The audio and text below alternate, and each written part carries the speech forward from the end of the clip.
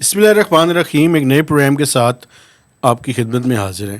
گیلانی صاحب، دو ایشوز ہیں جن پہ آپ سے بات کرنی ہے. جناب علی، ایک تو یہ جو آئی ایم ایف کا پروگرام ہے، اس کے راستے میں کون کون سی رکاوٹیں حائل ہیں اور کب تک یہ رکاوٹیں دور ہونے کے چانسز ہیں.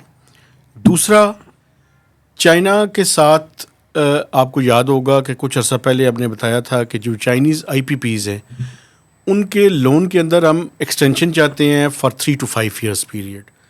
اس کے لیے حکومت پاکستان نے اپنی ایک اعلیٰ سطحی کمیٹی جو ہے وہ فائنانس منسٹر کی سربراہی میں تشکیل دے دی ہے، جو بیسیکلی چائنیز سائڈ کے ساتھ اس سارے معاملے کو نیگوشیٹ کرے گی. تو آپ آئی ایم ایف کے پروگرام کے حوالے سے اور پولیٹیکل اسٹیبلٹی کے حوالے سے آپ بات کر رہے تھے. آپ ذرا اس کو تھوڑا سا مزید کھولیں، پھر میں اپنی جو انفارمیشن ہے وہ آپ کے ساتھ شیئر کروں گا. دیکھیں، ہرڈلز کا تو ہم نے پہلے بھی ذکر کیا تھا. ہرڈلز ہیں اور اس میں ایکسٹرنل فائنانسنگ بھی ہے. اب تو یہ بھی خبریں آ رہی ہیں کہ وہ دبئی کے بینکوں سے بھی رابطہ کر رہے ہیں تاکہ ہم قرضے لے سکیں، اور وہ ایکسٹرنل فائنانسنگ کا جو گیپ ہے وہ اس کو فل کر کے وہ ہم معاہدے کی طرف آئی ایم ایف کے ساتھ جا سکیں. لیکن کوششیں دیکھیں سر توڑ جاڑی ہیں. پاکستان کی گورنمنٹ اور حکومت اور ادارے کوشش تو کر رہے ہیں. آپ کو میں ایک بریکنگ نیوز دینا چاہتا ہوں. جی اگر آپ بریک نیوز یہ ہے بھائی جان کہ جو آئی ایم ایف نے اسسمنٹ حکومت پاکستان کو بتائی ہے وہ یہ بتائی ہے کہ اس مالی سال کے دوران تقریباً 2 سے 3 بلین ڈالرز کا فائنینسنگ گیپ ہے اس سال کے دوران. اس کے لیے جو حکومت پاکستان نے فیصلہ کیا ہے وہ یہ کیا ہے کہ ہم سعودی عرب کے پاس دوبارہ سے ریکویسٹ ہم نے کر دی ہے کہ ہم آپ کے جو ڈپازٹس ہمارے پاس پڑے ہوئے ہیں، پچھلے سال بھی آپ کو یاد ہوگا کہ 2 بلین ڈالرز ایڈیشنل انہوں نے دیے تھے. جی، ابھی ہم مزید ایڈیشنل کی ریکویسٹ کر رہے ہیں ان سے. ایک تو یہ ہے کہ ان سے ریکویسٹ ہے، اور دوسری آپ نے نشاندہی کر دی. دوسری، ہمارا جو کمرشل فائنینسنگ ہے وہ 2023 سے بند کیا ہوا ہے. جتنے بھی یو ای یا دبئی بیسڈ کمرشل بینکس ہیں انہوں نے، تو ان کے ساتھ حکومت پاکستان نیگوشیٹ کر رہی ہے. جب وہ لاسٹ ہمیں انہوں نے سنڈیکیٹ فائنینسنگ اور کمرشل فائنینسنگ دونوں 2.3 بلین ڈالرز پر اینم دے رہے تھے، تو ہم ان سے یہ کہہ رہے ہیں کہ جب تک ہماری ریٹنگ بہت امپروو نہیں ہوتی، کم از کم اس میں سے جو ہاف پیسے ہیں کچھ نہ کچھ تو امداد جاری رکھے نا. تو دبئی اسلامک بینک ہے، ایک المشرق ہے، اس کے علاوہ اور بھی کچھ بینکس ہیں، تو ان کے ساتھ بات چیت ہے. اصل میں جو ایشو ہے وہاں پہ ایک تو ہماری کریڈٹ ریٹنگ کا ایشو ہے، دوسرا وہ جو کمرشل بینکس آفر کر رہے ہیں ریٹس وہ ذرا ہائر سائڈ پہ پچ کر رہے ہیں. تو منسٹری آف فائنینس اور حکومت پاکستان کی کوشش ہے کہ ہم ذرا لوور سائڈ پہ ان کو لے کر آئیں. لیکن یہ جو سعودی عرب کی فنڈنگ ہے یہ بڑی امپورٹنٹ ہے، اور یہ ہوگی تو آئی ایم ایف کا پروگرام جو ہے وہ ہوگا، ورنہ نہیں ہوگا. میں ایک یاددہانی اپنے دیکھنے والوں کو کرانا چاہتا ہوں کہ جب سری لنکا ڈیفالٹ ہوا تھا تو بنیادی طور پہ جو چیز جس کی وجہ سے وہ ڈیفالٹ کی جگہ پہ پہنچا تھا وہ یہی تھا کہ اس کے جو بائی لیٹرل کریڈیٹرز یا پارٹنرز تھے جن میں چائنا سب سے اوپر تھا، انہوں نے ٹائم پہ فائنینسنگ نہیں دی تھی سوری، تو اس وجہ سے وہ ڈیفالٹ کر گئے تھے. ابھی ہماری کوشش کیا ہے کہ ہم وہ ایشورنسز ساری حاصل کر لیں. رول اوور کے بارے میں بھی، یہ جو انکریمنٹل یا انکریزڈ فنڈنگ کی ریکوائرمنٹ ہے اس کے بارے میں بھی، بائیلیٹرل سے بھی اور کمرشل جو بینکس ہیں ان سے بھی، تاکہ سپٹمبر کے اندر یہ لون جو ہے وہ اپنے منطقی انجام کو پہنچے اور ایگزیکٹو بورڈ اس کی اپروول دے دے. بالکل. لیکن صورتحال یقینی طور پہ بہت ہی عجیب و غریب بھی ہے، تکلیف دہ بھی ہے اور بری بھی ہے. یہ ایسی ہے، ہم غربت کی اس سطح پہ پہنچ چکے ہوئے ہیں نا، جس طرح ایک غریب آدمی جس کو اگر کچھ پیسے اکٹھے کرنے پڑ جائیں. ہماری ایک جنرل مثال میں ناظرین کو دینا چاہ رہا ہوں. تو کس طریقے سے وہ کیا کرتا ہے مہتاب صاحب، جس کی کوئی افورڈیبلٹی نہیں ہوتی، جس کے پاس کوئی بہت جمع پونجی نہیں ہوتی، تو وہ کوئی زمین کا اگر ٹکڑا ہے تو وہ بیچ دے گا، کوئی چیز گروی رکھ دے گا، سائیکل ہے، موٹر سائیکل ہے، وہ بیچ دے گا. وہ بچوں کے وہ کہے گا یار وہ اپنے جمع شدہ لاؤ گلا اس میں سے کیا کیا ہے وہ لو، کہیں اور کچھ پڑا ہوا ہے تو وہ نکال لو، کسی دوست سے، کزن سے، رشتہ دار سے کچھ مانگ لیے. ایگزیکٹلی سیم سچویشن آپ نے پاکستان کی پورٹری کی ہے. کیا ہے کہ کہیں ہم پرائیویٹائزیشن کر رہے ہیں، کچھ چیزوں کو بیچ رہے ہیں، کہیں پہ ہم وہ ساتھیوں کو، دوستوں کو کہہ رہے ہیں مڈل ایسٹ میں یار تھوڑا سا اور کرتا دیتے ہیں. کسی طریقے سے ہم اس ٹارگٹ تک پہنچ جائیں جو IMF نے ہمارے لیے سیٹ کیا ہے. یہ اتنا آسان ٹارگٹ بالکل نہیں رہا آپ یقین کریں. اور ابھی تک جس تکلیف کے ساتھ پاکستان تگ و دو کر رہا ہے، دیکھیں چائنا کی طرف سے بالکل کوئی خاطر خواہ جواب ابھی نہیں آیا. باقی ممالک کی طرف سے بھی ابھی وہ 12 ارب جو رول اوور کی بات ہو رہی تھی وہ بھی ابھی انڈر ڈسکشن ہے. اس کی کوئی فائنل تو چیز ہمارے سامنے نہیں. فائنل کی وہ وجہ یہ ہے کہ انہوں نے ان سے بات چیت ہو چکی ہے، لیکن انہوں نے اپنے جو ایگزیکٹو ڈائریکٹرز ہیں نا IMF میں، ان کے ذریعے کمیونیکیٹ کرنا ہے. تو یہ ایک پروسیس ہے، یہ پروسیس کچھ ٹائم لے گا، اور توقع یہ ہے کہ سپٹمبر کے دوران یہ ہو جائے گا. اور پھر اگلی تکلیف دہ بات جو دبئی کے بینکوں کی ہم بات کر رہے ہیں، یا پہلے ہم چائنا کے بینکوں سے بھی لون لیتے رہے ہیں آسان قسطوں پہ. تو ایک لون لینے کے لیے ہم کئی اور طرح کے لون لے رہے ہیں، اور وہ بھی شاید ہائر ریٹس پہ اگر وہ کہہ رہے ہیں تو وہ ظاہر ہے اگر ہماری نہیں مانتے، ہم ان کی نہیں مانتے، ایک درمیانی سچویشن ہوگی تو وہ بھی پاکستان کی توقعات سے تو بڑھ کے ہی ہوگی نا. آپ ٹھیک کہہ رہے ہیں، لیکن اصل میں اس ٹائم آپ کے پاس بریدنگ سپیس حاصل کرنے کے لیے اس کے علاوہ کوئی راستہ نہیں ہے. جو دوسری بات میں آپ کے سامنے رکھنا چاہتا ہوں وہ یہ ہے کہ ایک ہائی پاورڈ کمیٹی بنا دی ہے. جی. اس کمیٹی میں چیئرمین اس کے فائنانس منسٹر ہیں. پاور سیکٹر فائنینسنگ کی اسٹیئرنگ کمیٹی بنائی ہے. فائنانس منسٹر اس کو چیئر کریں گے. اویس لغاری صاحب اس کے ممبرز ہیں، سیکٹری فائنانس اس کے ممبر ہیں، اور سیکٹری پاور اس کے ممبر ہیں. تو یہ 4 رکنی محمد علی نہیں ڈالے؟ نہیں 4 رکنی کمیٹی بنی ہے. یہ کمیٹی بیسیکلی G2G ہم ان سے مذاکرات کریں گے چائنیز سائٹ سے گورنمنٹ لیول پہ. جب وہ ایگریمنٹ ہو جائے گا ان کے ساتھ تو پھر یہ جو انڈیویجول IPPs ہے اور جن بینک سے انہوں نے لونز لی ہوئے ہیں IPPs کے، ان کے ساتھ وہ نیگوشیٹ کریں گے سیپریٹلی انڈیویجول IPP کے ساتھ.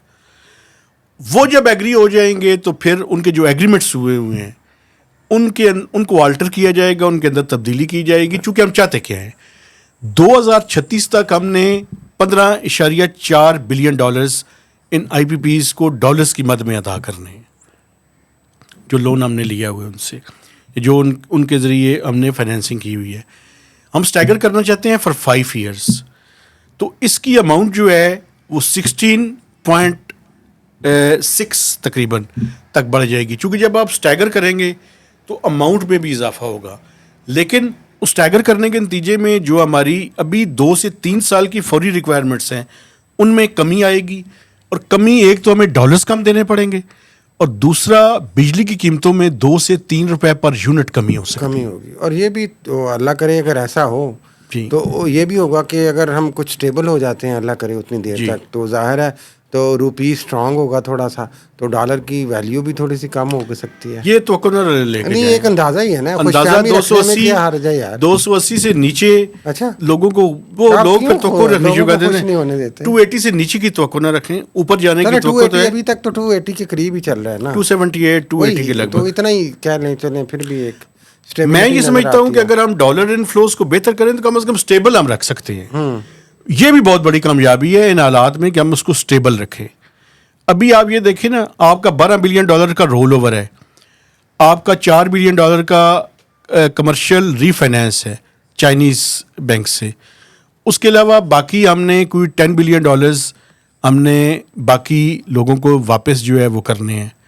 تو کوئی $26.2 بلین تو اس مالی سال کے دوران ڈیٹ ری پیمنٹس جس میں پرنسپل اور انٹرسٹ ہے وہ ہم نے واپس کرنا ہے، جس میں $12 بلین کا رول اوور ہے، $4 بلین کی کمرشل فائنینسنگ ہے، $10 بلین تقریباً باقی ہے جو ہم نے واپس کرنا ہے. اور میں یہ بھی دیکھنے والوں کو بتا دوں 2 ماہ میں کوئی $1.4 بلین ہم واپس کر بھی چکے ہیں. تو یہ صورتحال ٹف صورتحال ہے، اتنی آسان نہیں ہے. مقصد یہ کہ قصہ مختصر بات یہ ہے کہ جو آپ نے شروع کی کہ چائنا اور IMF اور باقی جو قرضوں کا رول اوور ہے، ری شیڈولنگ ہے، اور جو امیدیں ہیں مڈل ایسٹ سے اور سعودی عرب سے خاص کر ایک نئی امید ہے. یہ اتنا آسان راستہ نہیں ہے، دیکھنے میں تو لگ رہا ہے یہ، لیکن ہر ایک کام کو کرتے ہوئے بھی اس کے بہت ساری اس میں پیچیدگیاں اور مشکلات ہیں. تو ایون لون لینا بھی سارا کچھ یہ پروسیس. تو اللہ کرے کہ پاکستان اس سے بہتر طریقے سے نکلے اور عوام پہ زیادہ برڈن نہ پڑے. ہم تو یہی درخواست کر سکتے ہیں, جاتے جاتے التجا کر سکتے ہیں, دعا کر سکتے ہیں. ایک بات اور بھی ہے, یہ مسئلے اس ٹائم تک رہیں گے جب تک پاکستان کی اکانومی چلتی نہیں ہے اور ہم اپنی دو چیزوں کے اندر اضافہ نہیں کرتے. ایک تو اپنی اسکلڈ ورک فورس کو باہر بھجوائیں, وہ ریمیٹنسز بھجوائیں, اور جو پاکستان کے اندر ہماری انڈسٹری ہے وہ اتنی چیزیں کرے کہ وہ ایکسپورٹ کر کے ڈالرز کمانے کا ذریعہ بنے. ہمارا مسئلہ یہ ہے کہ ایکسپورٹس پچھلے 10 سال میں بڑی نہیں ہے. ہاں, لیکن اگین یہ پھر وہ انٹرنل اسٹیبلٹی سے لنک ہو جاتے ہیں نا, کہ بجلی سستی ہوگی تو ایکسپورٹ کا کچھ بہتر کام چلے گا نا, اور چیزیں سستی ہوں گی, پیٹرول سستا ہوگا تو معیشت چلے گی. تو بہت ساری اس میں پیچیدگیاں ہیں انٹرنل بھی, اور پھر سیاسی ہم بار بار کہتے ہیں جو پختگی بھی, اور سیاسی ایک اسٹیبلٹی بھی, استحکام. آپ پھر مجھے کہتے ہیں کہ آپ پروگرام لمبا کر دیتے ہیں. ایکسپورٹ اس ٹائم تک نہیں بڑھ سکتی جب تک ہم یہ جو ٹیکسٹائل کی لابی ہے اس سے جان نہیں چھڑاتے, اور ان کو کوئی جو انسینٹیو حکومت سے ہر دفعہ لے جاتے ہیں بڑے پاورفل لوگ, پیسے والے لوگ ویسے ہی زیادہ پاورفل ہوتے ہیں, ان کو ان کا جو انکریمنٹ ہے ایکسپورٹس کا اس کے اوپر ان کو انسینٹیوز دیں جو اضافہ یہ کرتے ہیں. جو اضافہ نہیں کرتے ان کو کوئی انسینٹیو نہ دیا جائے. اور دوسرا یہ ہے کہ باقی سیکٹرز کو بھی آپ چلائیں نا, صرف یہ سیکٹر تو نہیں رہ گیا کہ جس کو ہم کرتے ہیں. مجھے یہ بتائیں, ٹیکسٹائل ایک ہی جگہ پہ کھڑے ہیں, کوئی ویلیو ایڈیشن, اچھا خاندانوں کا کاروبار, کوئی انوویشن نہیں ہے, کوئی R&D نہیں ہے, تو ایسے تو بنگلہ دیش ہم سے آگے نکل گیا یار. آپ یہ دیکھیں کاٹن ہم بجائے آگے بڑھنے کے پیچھے کی طرف ہے.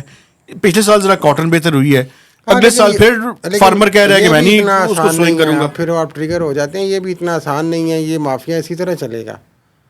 اور ملک کیسے آگے بڑھے گا؟ تو پھر نہیں بڑھے گا نا. ہم یہی باتیں کرتے رہیں گے, ہم کوشش کرتے رہیں گے, تقریریں کرتے رہیں گے, پروگرام کرتے رہیں گے, اور جو عملی کام ہے وہ نہیں ہوں گے. عملی کام آج میری ایک بڑے امپورٹنٹ بندے سے ملاقات ہوئی, اس نے مجھے ایک بات بتائی یار, میں سن کے یہ میں سنانا چاہتا ہوں اپنے لوگوں کو. انہوں نے بتایا کہ وہ لوگوں کی, یعنی ان کو پتہ ہے کہ لوگوں کے پاس کتنے پیسے موجود ہیں. پاکستان میں لوگوں کے پاس پیسوں کی کمی نہیں ہے, لیکن میں سمجھتا ہوں کہ جن لوگوں کے پاس پیسے ہیں ان کو یہ نہیں سمجھ آ رہی کہ وہ اپنے پیسے کو ملٹیپلائی کر کے کس طرح سے بڑی کمپنیز جو ہیں وہ اسٹیبلش کر لیں. پھر انڈیا کی مثال دینی پڑتی ہے, میرے پاس اس کے علاوہ حل نہیں ہے. آپ دبئی جائیں یار, کون سا انڈیا کا اچھا برانڈ ہے جو ملٹی بلین ڈالر نہ ہو وہاں پہ, اور اس کی برانچز اور اس کا فٹ پرنٹ وہاں پہ بھی موجود نہ ہو. ہم پیچھے رہ گئے ہیں مونوپلسٹک پوائنٹ آف ویو کی وجہ سے, اور آگے نہ بڑھنے کی تڑپ نہ ہونے کی وجہ سے, وہ بھی, اور ایک دوسرے کے پیچھے پڑے رہنے کی وجہ سے بھی. ہاں, ایک ہی دو نہیں بس کٹ کھاؤ. یہ بدقسمتیاں ہیں, یہ نوحے ہیں, یہ مرثی ہیں, اور انہی سے نکلنے کی دعا کے ساتھ ہم میرا خیال اجازت لیں کہ اللہ پاک ہمارے حکمرانوں کو ہدایت عطا فرمائے جناب, ہر قسم کے حکمرانوں کو, ہر قسم کے سیاستدانوں کو, صحافیوں کو, لوگوں کو, کہ ہم اس ملک کا سوچیں پہلے. لیکن جو موجودہ صورتحال ہے اس میں سے تو بدقسمتی سے ابھی تک ظاہر ہے چیف صاحب بڑی امیدیں تو دلاتے ہیں, لیکن پچھلے دنوں ہارورڈ بزنس اسکول کے لوگوں سے بھی ملے. ہاں جی, وہ سب سے ملنا چاہ رہے ہیں, ہم سے نہیں ملنا چاہتے. آپ ملنے کی کوشش کریں, درخواست کی چٹھی بھجوائیں نا. اوقات نہیں ہے ہماری نا 2 ٹکے کے, ہم ہارورڈ والے نہیں ہیں. تو چیف صاحب ہم سے بھی, چیف آف عام اسٹاف سید آصف منیر صاحب ہم سے پلیز ملیں, اور پیار محبت سے ملیں. آپ کی مہربانی ہوگی, ہم بھی کچھ آپ کی خدمت میں گزارشات کرنا چاہتے ہیں. چلیے, آپ سے گزارش ہے جی, ہمارے چینل کو سبسکرائب کریں. یہ چیف صاحب کو کہہ رہے ہیں, وہ بھی کر لیں تو بڑی بات نہیں, ریٹائرمنٹ کے بعد پروگرام ہی دیکھنے ہیں. ہاں, چینل کو سبسکرائب کریں, اس کی شیئرنگ کریں, اور میکسیمم کمنٹس کریں. بہت شکریہ جی. اور اس پروگرام کو آپ پاور FM 99 ریڈیو اسٹیشن پہ سوموار, بدھ اور ہفتے کو 4 سے 5 بجے سن بھی سکتے ہیں. اجازت دیجیے, اللہ حافظ.